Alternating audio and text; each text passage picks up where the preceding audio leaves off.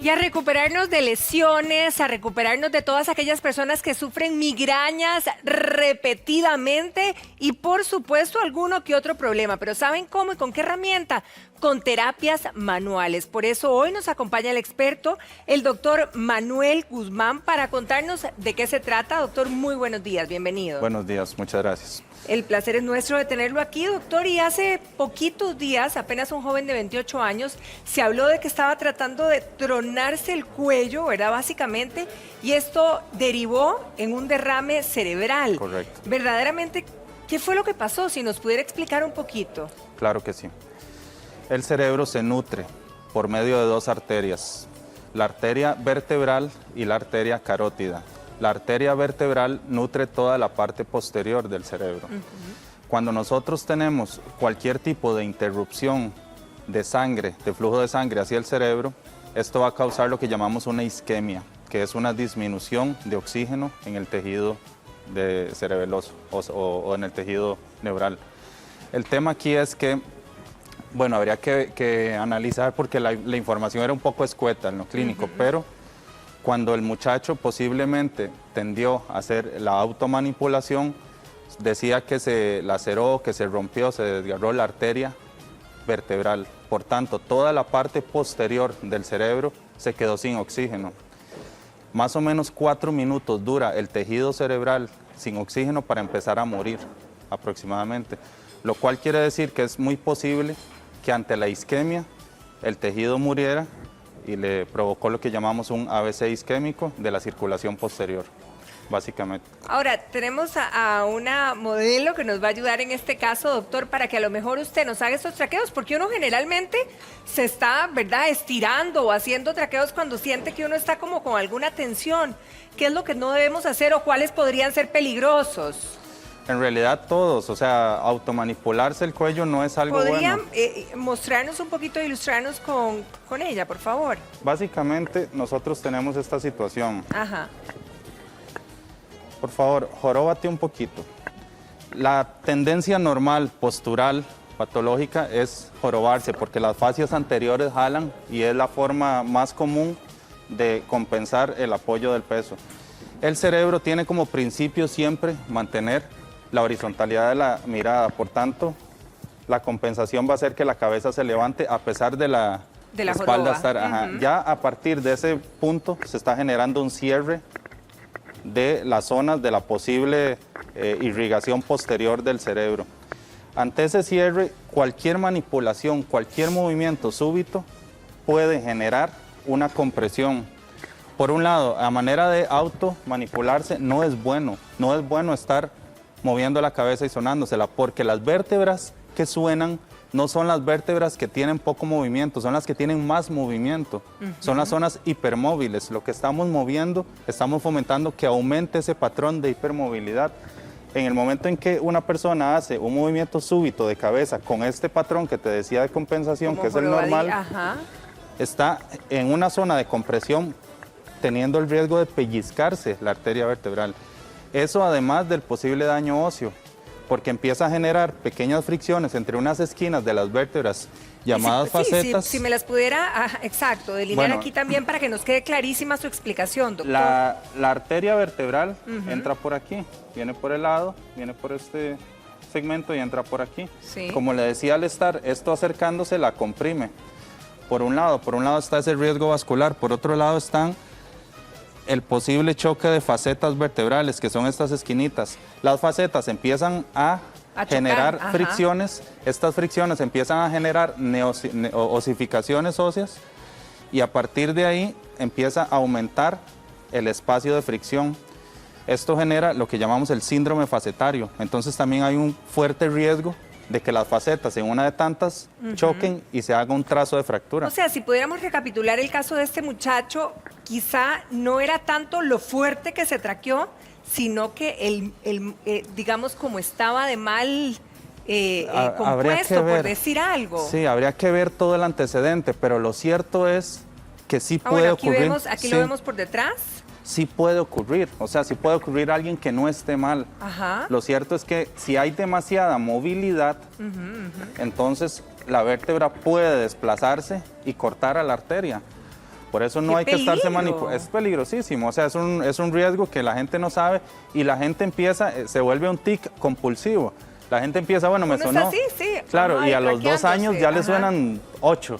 Sí. O sea, lo cierto es que eso va aumentando. Esta Esta es la primera partecita. cervical, Ajá. y es la que está en contacto con, bueno, la salida directa que va a nutrir toda la parte posterior del cerebro. Ajá. Esto que vemos aquí es la arteria, esto amarillito Ah, es la ok, arteria. ajá, En el aquí. momento en que esta vértebra se desplace súbitamente, puede cortarla.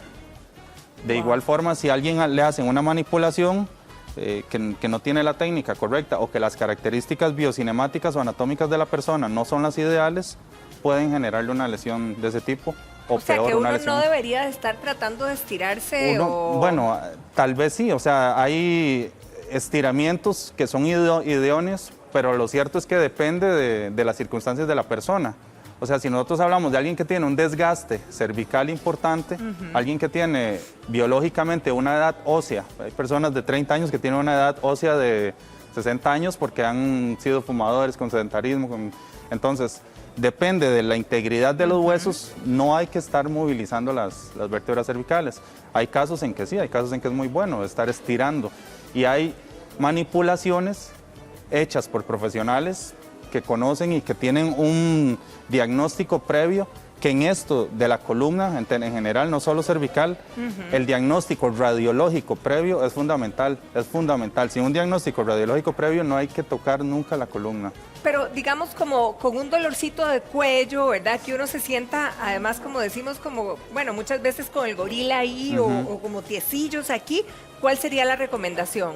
Bueno, vamos a lo mismo, con un diagnóstico ya O en sea, mano. no decidido por nosotros. No, en ningún caso la columna se automedica, se automanipula, se autotrata, ni se va donde alguien que lo haga sin un diagnóstico radiológico correcto. Entonces, con un diagnóstico radiológico correcto, hay dos cosas fundamentales. Uno, la estabilización de la columna por medio de ejercicios, que no son ejercicios de estar moviendo el cuello, son ejercicios que nacen en el core, en la espalda, y a partir de ahí le dan estabilidad al cuello. Y dos, los estiramientos, eventualmente estiramientos o técnicas de movilización articular, más Ahora, no manipulación. ¿en qué consiste esa terapia, verdad? La terapia que estamos proponiendo el día de hoy para, digamos, paliar o tratar esas lesiones o esas migrañas crónicas que mucha gente padece. Ok. ¿Por dónde vamos ahí? La migraña en sí, hay dos principales vertientes. Una es la presión intracraneal. Como te decía, llega sangre por medio de la carótida, por medio de la arteria vertebral, irriga todo el cerebro y sale después por las yugulares. Cuando hay un atrapamiento por esta misma posición, esta misma, genera muchas veces la migraña. Esta misma posición bloquea la salida de la vena yugular, la cual está aquí en una zona llamada petrosa del occipitemporal.